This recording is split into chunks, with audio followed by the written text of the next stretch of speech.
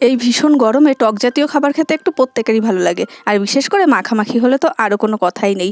আম মাখা জাম মাখা তো আমরা খেয়েই থাকি, তবে আজ তৈরি করেছি টমেটো মাখা, একদম নতুন পদ্ধতিতে।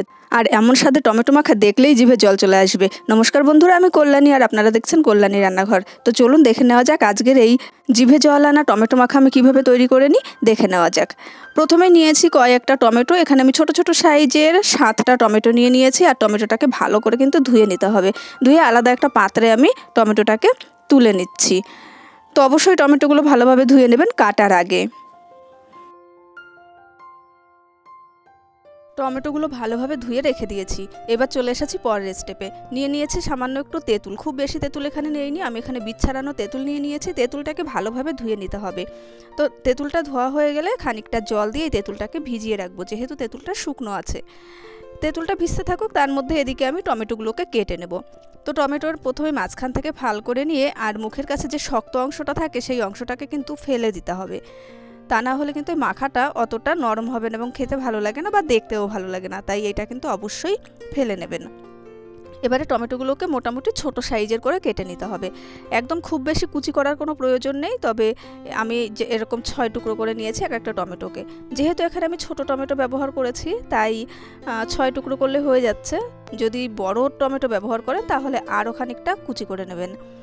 তো একই রকমভাবে সমস্ত টমেটোগুলোকে আমি কেটে নিয়েছি, কেটে আবার একটা বাটিতে নিয়ে নিলাম। এখন চলে এলাম গ্যাস ওভেনের কাছে, গ্যাসটা জ্বালিয়ে নিয়েছি। 2টো শুকনো লঙ্কা পুড়িয়ে নেব। যে কোনো মাখামাখিতে কিন্তু একটু শুকনো লঙ্কা পোড়া বেশ ভালো লাগে। অবশ্যই কাঁচা লঙ্কা ব্যবহার করব, তবে শুকনো লঙ্কার গন্ধটা কিন্তু দারুণ লাগে। তো লঙ্কা 2টো পুড়িয়ে নিয়েছি। এবার এই টমেটোর বাটির একটা সাইড একটুখানি ফাঁকা করে নিতে হবে। তার মধ্যে দিয়ে দিচ্ছি আমি বিট লবণ।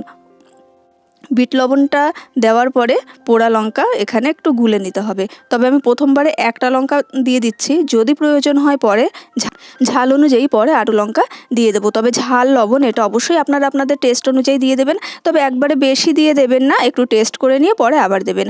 আর এখানে দিয়ে দিয়েছি 2টো কুচি করে রাখা কাঁচা লঙ্কা। এই লঙ্কা 2টো লবণের সঙ্গে একটু ভালো করে জাস্ট চটকে নিচ্ছি। আর দিয়ে দিয়েছি হাফ চামচ মতো নর্মাল লবণ, অর্থাৎ যেটা আমরা সবসময় ব্যবহার করি সে টেবিল সল্ট দিয়ে দিয়েছি।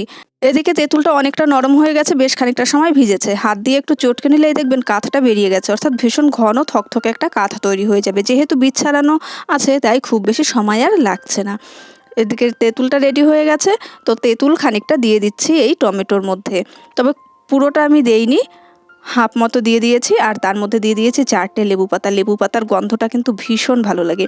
এবার হাত দিয়ে ভালোভাবে চটকে এটাকে মেখে নিতে হবে। একটু ভালোভাবে চটকাতে হবে, জোর দিয়ে প্রেস করে করে চটকে নিতে হবে, যাতে করে টমেটোগুলো নরম হয়ে যায় আর টমেটো থেকে বেশ জুস বেরিয়ে আসে। তাহলে কিন্তু মাখাটা খেতে বেশি ভালো লাগবে।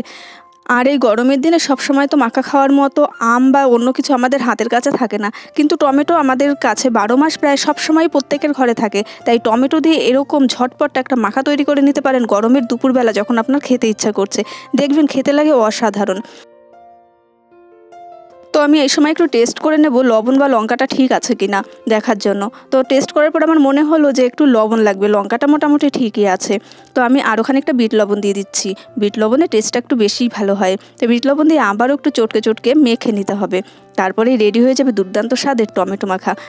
তো আশা করছি আমার এই সহজ উপায়ে একদম অল্প উপকরণ দিয়ে তৈরি এই টমেটো মাখার রেসিপি আপনাদের ভালো লেগেছে। ভালো লাগলে চ্যানেলটা সাবস্ক্রাইব করার অনুরোধ রইল। পাশে থাকা বেল আইকন অবশ্যই ক্লিক করে রাখবেন, যাতে আমি নতুন নতুন রেসিপি শেয়ার করার সঙ্গে সঙ্গে সবার আগে আপনিই রেসিপিটি পেয়ে যান।